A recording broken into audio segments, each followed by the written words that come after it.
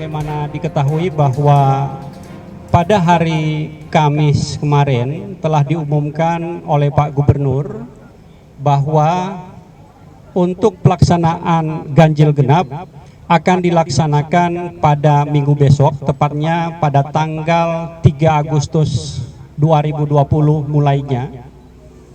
Kenapa hal ini dilakukan?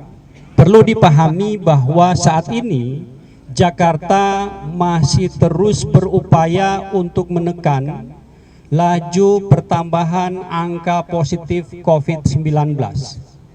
Di dalam Peraturan Gubernur Nomor 51 Tahun 2020 telah diatur sinergi penanganan secara komprehensif mulai dari hulu sampai dengan ke hilir. Apa itu hulunya?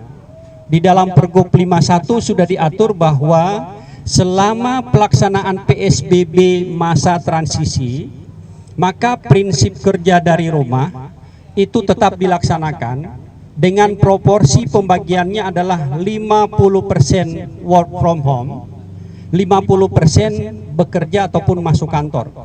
Yang masuk kantor pun tetap dibagi minimal 2 shift kerja.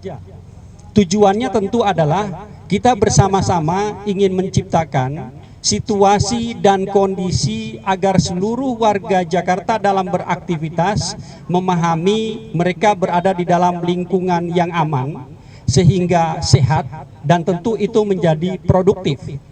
Dan oleh sebab itu pengaturan ini muaranya adalah prinsip jaga jarak, apakah itu di lingkungan kantor, di pusat kegiatan, itu tetap menjadi utama.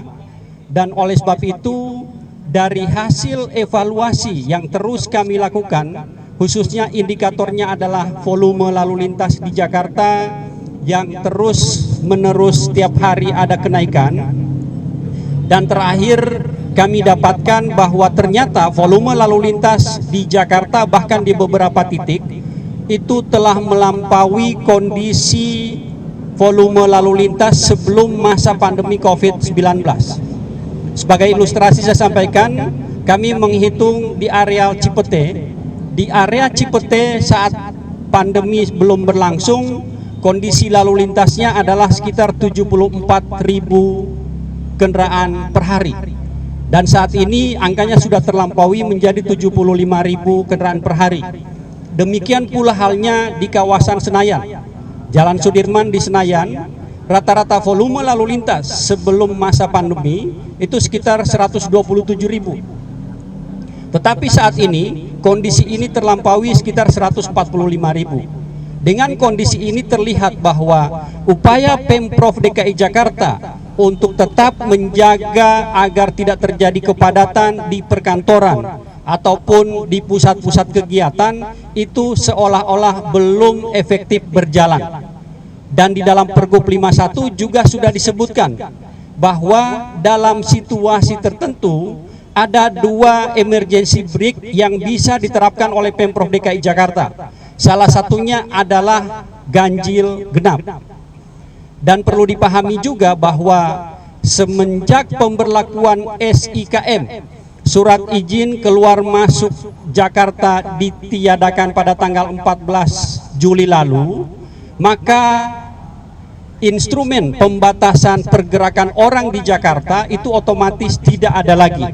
Dan oleh sebab itu saat ini kebijakan pembatasan lalu lintas dengan sistem ganjil genap menjadi satu instrumen untuk upaya Pemprov DKI Jakarta melakukan pembatasan pergerakan orang, sehingga warga yang mendapatkan tugas atau mendapatkan bagian shift kerja dari rumah dengan plat nomor misalnya yang bersangkutan ganjil tanggal genap, maka yang bersangkutan akan tetap di rumah, tidak melakukan pergerakan yang tidak penting.